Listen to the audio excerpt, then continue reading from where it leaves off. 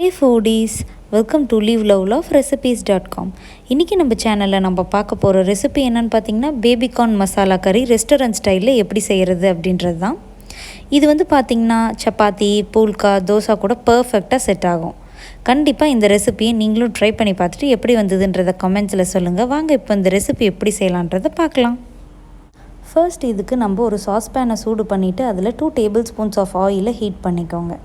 Oil நல்லா சூடானதுக்கப்புறமா 1லேருந்து 1.5 பெரிய சைஸ் வெங்காயத்தை ரஃபாக சாப் பண்ணி ஆட் பண்ணிக்கலாம். நம்ம இது எல்லாத்தையும் ஃபைனலாக அரைக்க போகிறோம் அப்படின்றதுனால ரஃபாக சாப் பண்ணாலே போதுமானதாக இருக்கும். இதுக்கு காரத்துக்கு தேவையான அளவுக்கு வரமிளகாய் ஆட் பண்ணிக்கலாம். நான் இன்றைக்கி வந்து காஷ்மீரி ரெட் சில்லி தான் ஆட் பண்ணியிருக்கேன். இது வந்து பார்த்திங்கன்னா காரம் கம்மியாக தான் இருக்கும், ஆனால் கலர் நல்லா தரும், அதனால ஆட் பண்ணியிருக்கேன். 1 டீஸ்பூன் அளவுக்கு இஞ்சி பூண்டு விழுதியும் ஆட் பண்ணி எல்லாத்தையும் நல்லா கலந்து விட்டுருங்க. இஞ்சி பூண்டு விழுதிலிருந்து வர ரா ஸ்மெல்லாம் போகிற வரைக்கும் இதை ஒரு லோ மீடியம் ஃப்ளேம்லேயே வச்சு 5 to 6 மினிட்ஸ் சாட்டே பண்ணி விடுங்க. இதெல்லாம் நல்லா சாட்டே ஆகி ரா ஸ்மெல்லாம் போனதுக்கப்புறமா ஒரு பெரிய சைஸ் தக்காளியை சாப் பண்ணி இதில் ஆட் பண்ணி நல்லா சாட்டே பண்ணி விட்டுருங்க. இப்போது வெங்காயம், தக்காளி இதெல்லாம் நல்லா வதங்கி வரணும். பாருங்கள், தக்காளி கூழாக வெந்துருச்சு பாருங்கள். இந்த ஸ்டேஜில் இதை நம்ம இறக்கி வச்சுட்டு ஆற வச்சு ஒரு மிக்சியில் போட்டு தண்ணி ஊற்றி ஒரு ஃபைன் பேஸ்ட்டாக கிரைண்ட் பண்ணி ரெடி பண்ணி எடுத்து வச்சுக்கோங்க. இப்போது இதை நல்லா ஃபைன் பேஸ்ட்டாக கிரைண்ட் பண்ணதுக்கப்புறமா இப்போ இந்த மசாலா கறி செய்ய ஆரம்பிச்சிடலாம். அதுக்கு மறுபடியும் அதே சாஸ்பேனில் 1 டேபிள் ஸ்பூன் அளவுக்கு நெய், 2 டேபிள் ஸ்பூன்ஸ் அளவுக்கு ஆயிலில் ஹீட் பண்ணிக்கோங்க. அது ஹீட் ஆனதுக்கப்புறமா இந்த மாதிரி ஒரு 2 சின்ன துண்டு பட்டை, 2-3 கிராம்பு, ஒரு நட்சத்திர சோம்பு ஆட் பண்ணிக்கலாம். கூடவே கல்பாசி கொஞ்சமாக ஆட் பண்ணிக்கோங்க. கல்பாசி தான் இதுக்கு நல்ல டேஸ்ட் கொடுக்கும்.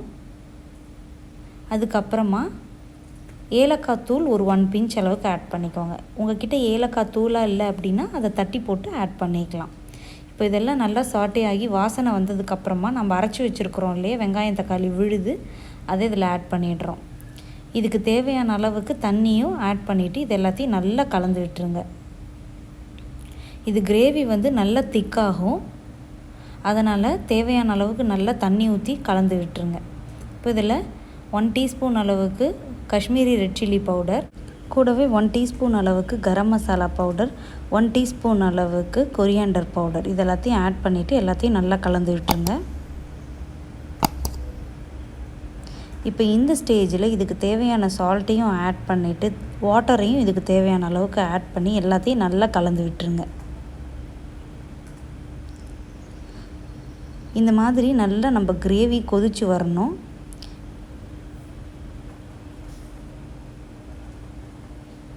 நம்ம போட்ட ஸ்பைஸ் பவுடர்ஸ்லேருந்து வர ரா ஸ்மெல் எல்லாமே போனதுக்கப்புறமா இப்போ ஒரு விழுது அரைக்கணும். அதுக்கு ஒரு 10 போல் முந்திரி பருப்பு, 2 to 3 டேபிள் ஸ்பூன்ஸ் அளவுக்கு கிரேட்டட் கோகோனட்டை ஆட் பண்ணிவிட்டு இது கொஞ்சமாக தண்ணி ஆட் பண்ணி இதை நல்லா ஒரு ஃபைன் பேஸ்ட்டாக கிரைண்ட் பண்ணி எடுத்துகிட்டு வந்துடலாம். இந்த கிரைண்ட் பண்ண பேஸ்ட்டை நம்ம கிரேவியில் ஊற்றிட்டு இதுக்கு தேவையான அளவுக்கு தண்ணி ஊற்றி எல்லாத்தையும் நல்லா கலந்து விட்டுடலாம். நம்ம முந்திரி பருப்பு ஆட் பண்ணியிருக்கோம் அப்படின்றதுனால நம்ம கிரேவி வந்து டேஸ்ட்டு கொடுக்குறதோட மட்டும் இல்லாமல் நல்லா வந்து திக்கனாகி வரும். அதனால் தேவையான அளவுக்கு தண்ணி ஆட் பண்ணிவிட்டு கட் பண்ணி வச்சுருக்கிற பேபிகார்ன்ஸை இதில் ஆட் பண்ணிடலாம். நல்லா ஒரு 1 இன்ச்சு சைஸில் பேபிகார்ன்ஸ் எல்லாமே கட் பண்ணிக்கோங்க. அது இதில் ஆட் பண்ணிக்கலாம். உங்களோட பேபிகார்ன் வந்து எலசாக இல்லை அப்படின்னா அதை நீங்கள் வந்து குக்கரில் ஒரு விசிலுக்கு வச்சுட்டு அதுக்கப்புறமா கட் பண்ணிக்கிறது பெட்டர். இப்போது இதில் நல்லா கலந்து விட்டுட்டு மூடி வச்சு குக் பண்ணுங்கள். இப்போது ஒரு 1 டேபிள் ஸ்பூன் அளவுக்கு காஞ்ச வெந்தயக்கீரை இலை இருக்குது இல்லையா, அதை வந்து ரோஸ்ட் பண்ணி கையில் அப்படியே வந்து க்ரஷ் பண்ணி ஆட் பண்ணியாச்சு. இது நல்ல வாசனை தரும் நம்ம கிரேவிக்கு. எல்லாத்தையும் நல்லா கலந்து விட்டுட்டு குக்கிங் க்ரீம் இருக்குது இல்லையா, அதாவது ஃப்ரெஷ் க்ரீம், அதை 1 or 2 டேபிள் ஸ்பூன்ஸ் அளவுக்கு ஆட் பண்ணிக்கோங்க. இது எல்லாத்தையும் நல்லா கலந்து விட்டதுக்கப்புறமா இந்த மாதிரி கொத்தமல்லி இலையை நறுக்கி விட்டுட்டு அதையும் ஆட் பண்ணி எல்லாத்தையும் நல்லா கலந்து விட்டுட்டு ஒரு 6 to 7 மினிட்ஸ் அளவுக்கு இதை நல்லா லோ மீடியம் ஃப்ளேம்லேயே வச்சு கிரேவியை கொதிக்க வைங்க.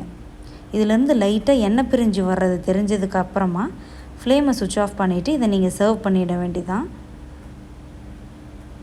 சூப்பரான நம்மளோட பேபிகார்ன் கிரேவி இஸ் ரெடி. இந்த ரெசிபியை நீங்களும் கண்டிப்பாக ட்ரை பண்ணி பார்த்துட்டு எப்படி வந்ததுன்றதை கமெண்ட்ஸில் சொல்லுங்கள். இந்த ரெசிபி உங்களுக்கு பிடிச்சிருந்ததுன்னா மறக்காமல் நம்ம சேனலை சப்ஸ்கிரைப் பண்ணுங்கள். தேங்க்ஸ் ஃபார் வாட்சிங்.